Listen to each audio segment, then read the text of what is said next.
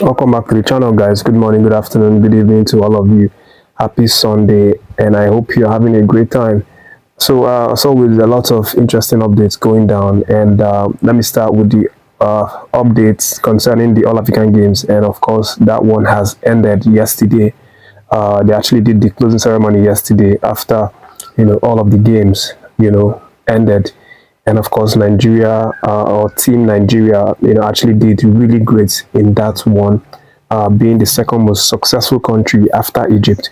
We grossed a total gold medal of 47, and of course Egypt has a total of 101, which is the highest. But again, in terms of all the countries, the list of top 10 countries, Nigeria is the second, and of course Egypt first, South Africa third, Algeria fourth, Tunisia fifth, Ghana sixth, Morocco seventh, Ethiopia eighth, Mauritius nine, and Kenya nine. This is based on gold medals, one.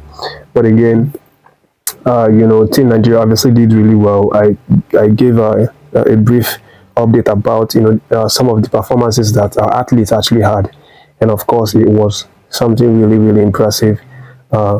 The guys, the team, they really need a very celebratory homecoming, back to Lagos, Nigeria. Of course, we know we had a few disappointments in terms of football, football sports, where under 20 actually losing in the group stages.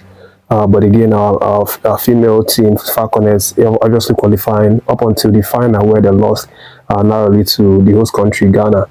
But Ghana was also impressive in football, because they they actually won gold medal in football, both the male and female category, which is something really nice. But again, overall, Team Nigeria were the second best country with 47 gold medals, and of course they need to be celebrated when they come back home. But again, guys, leaving that update, let me let you know what's happening around Nigeria Super Eagles, and of course, off the back of that, really important victory over Ghana. Our boys are now meant to undergo recovery sessions where they will engage in different exercises that will work to free up their muscles and of course help them relax. After which they're going to get to training and then start preparing properly for the game against Mali. Of course, that one is coming up on Tuesday, so they're going to try and get quickly to preparing for that one. But leaving that big, guys, let me let you know what's currently happening with Coach Finidi. Of course, great one for him. First match, as the official Super Eagles head coach, and again, first victory for first match, which is obviously very impressive. And what's happening now is that there are a number of people who are now tipping Coach Finidi as the man that should replace Joseph Osero. He's currently there as an interim coach. But again, from the team, from the players themselves, and also outside of the camp, there are a few ex-internationals who are also of the opinion that Coach Finidi needs to be the permanent head coach.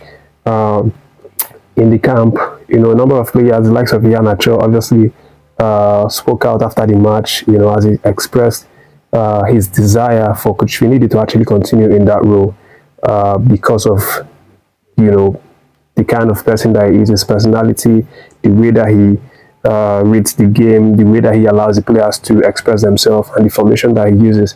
Of course, Awazim is another player from the camp who has also talked some really good things about Coach Finidi, and also expressed his opinion that he would love for Coach Finidi to be the man that continues, But outside of that, we also have a number of ex-internationals who are also of the opinion that Coach Finidi is the man for that job. The likes of Dema Foludu is one of those legends of Nigerian football that has stated that NFF should do what's necessary, which is obviously making Finidi the permanent head coach of the Nigerian Super Eagles. And of course, Foludu talks a lot about the similar things that the players in camp have said about Coach Finidi. One of the points that Foludu has said is that Finidi is obviously the coach that should be made permanent for the Nigerian Super Eagles, and this is because he is a coach that has the personality. He is not intimidated by the players or NFF or anyone at all. He is a high achiever. He's achieved a lot in his career, so he's seen, uh, you know, he has been there at the top of the game. He's known what's happening at the top. You cannot intimidate him. You cannot try to influence him. He has the charisma. He has the personality, and of course, he is someone who understands the Nigerian dream, the Nigerian struggle, the culture and everything. So this is, what Ndema Foludu has now said as some of the strong reasons why NFF should move quickly and permanent the deal for Finidi. Point, like he said, is the fact that Coach Finidi is someone that, is very good at rotating players. And of course, we saw this play out in that friendly against Ghana. We saw a number of players being introduced, and we saw the way that he actually got these players to really affect the game in their own way. And one good example is the fact that we saw Tanimu play ahead of Kenneth Omero, from the start of the game. But again, Finidi, obviously, after the match, obviously came out and said that, the reason why Tanimu played ahead of Omero was that Omero seemed to have had a bit of a knock during the training. That was why, Tanimu had to get the call. But, that still goes to show the fact that Finidi is a man, is a coach that actually knows how to rotate his players, get his substitutions in the game, in the match, to actually get some experience and also, become reliable when they're called upon. But leaving out these guys, let me let you know that just obviously had some interview after the match, and of course, what he said a little bit about what happened during that penalty, and what is now revealed is the fact that that penalty, when we had that penalty in the first half of the game, Iheanacho was the man that actually was supposed to play that penalty, but he asked Kelechi to allow him play the penalty. And of course, Kelechi said that it's okay that he could play it, and that was when he obviously played it and got the goal for us. He said that it was very important for him, to get that goal for Nigeria, especially because it gives him confidence and boosts his presence in the team. Let me end with the update that concerns Taiwo Awoniyi. The report now is that Taiwo Awoniyi could be on his way out of Nottingham Forest, and this is not because he is not, valued, or because he's not performing, for Espirito's team. The reason why Awoniyi could be out of Nottingham Forest next summer is because of the financial play rule and the danger that Nottingham Forest are currently running. Remember, they've been recently deduced 3 points from their total points, and right now they are around the relegation zone, which makes it very critical. But the update is that they are still under pressure to actually free some of their expensive players, as a way to make up on the FFP rule.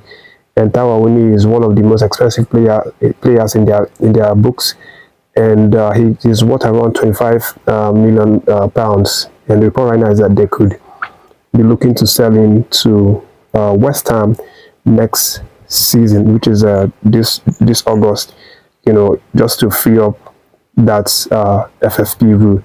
But again, Taiwo Awoniyi hasn't had the best of times these days due to injury.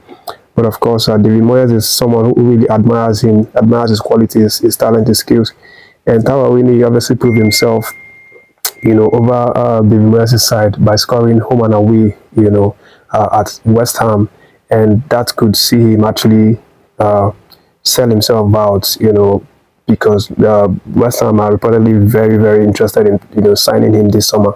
But again, we'll see how that one goes. That's the update for this video. Thank you for watching. As always, I appreciate you guys for stopping by to catch the video. Don't forget, more updates coming, and stay tuned to the channel. If you're not subscribed, make sure you do so. Have a lovely day, guys.